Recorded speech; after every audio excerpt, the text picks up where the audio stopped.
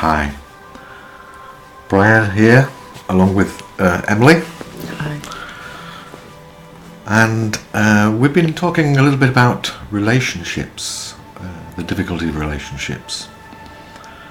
And I think we've come to the conclusion that it's the energies of separation, being separate, which seems to bring up issues with relationships. What are your thoughts on? I think we were saying that when you're having an issue with your partner, in some way it's really an issue you're having within yourself, about your own separation between the ego and the soul. I think that's... So it's very much about if we have a healthy relationship with ourselves, a loving relationship with ourselves, a relationship with our soul, a relationship with the all that is, then this is, in a way, it's going to affect our external relationships. Yes. Sometimes for the better and sometimes perhaps for the worse. If we're in a relationship where those energies don't flow, we sometimes wonder whether, when we're in a relationship, we have this idea of the grass is greener somewhere else, or that we should be changing relationships. Is it something that we should give more thought and consideration to, or stay in a relationship that doesn't feel energetically right? Or are we reaching a point in our spiritual growth where we have to actually address now the deeper aspects or the deeper meaning of our relationships? I think it's twofold, isn't it? I think we're coming to a point where to thine own self be true, where we have to be true to ourselves and honour that. And many of us have that writing on the wall, don't we, that that faulty programming, which is what we were discussing, that we have to put other people's feelings before our own. So I guess it's balancing that, being true to yourself, but at the same time understanding and realising that whatever problems you have with your current partner and your current relationship, you're going to have that in any relationship, because it's your stuff. Right. It's your stuff to transmute and work on. So whatever the issue is with your partner, it's really an issue within yourself. So we could continue in another relationship and find that the similar issues arise just the same, because we haven't cleared or resolved or acknowledged or healed that aspect of ourselves, which is bringing up this disconnection or this problem in a relationship. It's actually something that we need to work at energetically within ourselves. I think so, and I think many of us on the spiritual path are from quite difficult backgrounds, where we've chosen as a soul to experience perhaps quite tough situations, and so until those, I guess, thorns within us are dissolved and resolved, then we're going to keep on having the same issue come up. So perhaps for someone it might be an issue of control, that they always find, for whatever reason, it seems really they always end up in a really controlling relationship, or they end up in a relationship with somebody that is unfaithful, or spends money, or gambles, or whatever the current situation is. It's something to resolve within ourselves, some past experience that has not been dissolved. I think. Does that make sense? Makes sense to me, although it's quite challenging, isn't it? And it's because it's much easier, isn't it, to blame the other person? So much easier.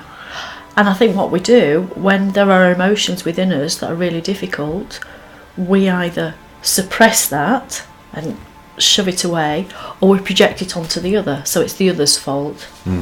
But I think now, as we were saying, we're coming into a time of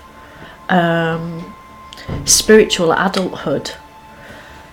And being a spiritual adult means taking responsibility for your own feelings. And we're not taught how to do that. We can find that quite difficult. So we project it onto the other and blame the other, or we stuff those feelings down with food, or we find some way of avoiding looking at those feelings and transmuting them. Interesting. Are there any techniques that you would recommend for helping or assisting with looking at relationships and the emotions? You talk about the emotional freedom technique, EFT, is that something? I think that's absolutely fabulous, emotional freedom technique, and I think there's a lot of stuff on the websites about that. I think, as you said, meditation, that you can achieve the same effect with meditation, but meditation takes a great deal of discipline to clear that time and space, and you have to be at a stage of loving yourself enough to set that time and space for yourself to do that in the first place. I think there's also Reiki. Learning Reiki, being attuned to Reiki, can also begin that process of looking at your own healing. Reiki 1 starts with looking at your own healing. It's the light body as the well. Light body, awakening your light body fantastic. brings amazing shifts. Yeah, it does. Reiki 2 is very much about looking at your integrity, about being true to yourself, about speaking your truth. I think relationships, the greatest difficulty with relationships sometimes is being able to be honest with your emotions, and sometimes it's difficult because you're not quite sure yourself, you're confused emotionally anyway as to what those things are. So if you're in a relationship where you find it very difficult to communicate, then it's a real challenge, and Reiki or awakening your light body or the emotional freedom techniques can help start the process of transmuting relationships. Yes. Because all souls are sacred, all souls are divine. Everybody is a divine spark, and we don't see that because it's clouded by these issues, these attachments that we have in terms of relationships, and our beliefs about what those relationships ought to give us or offer us, and if those belief systems are let down, then there are relationship issues. So ultimately, if we can begin to think as a spiritual adult, we take responsibility for our relationships, and we begin that process of healing the relationship with ourselves and our relationship with others, by looking at taking up some form of skill or technique which is going to help us to see the wood for the trees, or reveal our blind spots or our belief systems that need to change. I think so.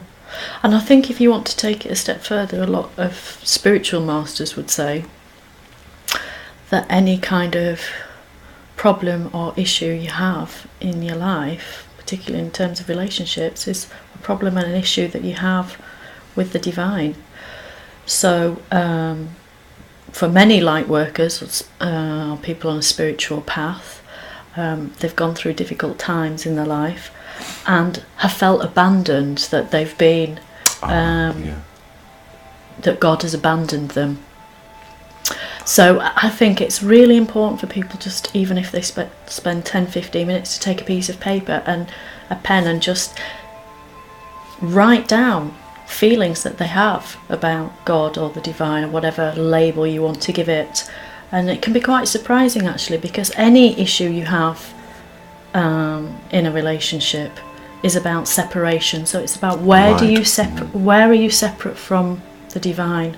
Where is the separation in that? So if sometimes we don't trust in our higher self or our soul or the divine to be with us and to help us to heal, we won't let go or surrender more to a higher light or a higher wisdom.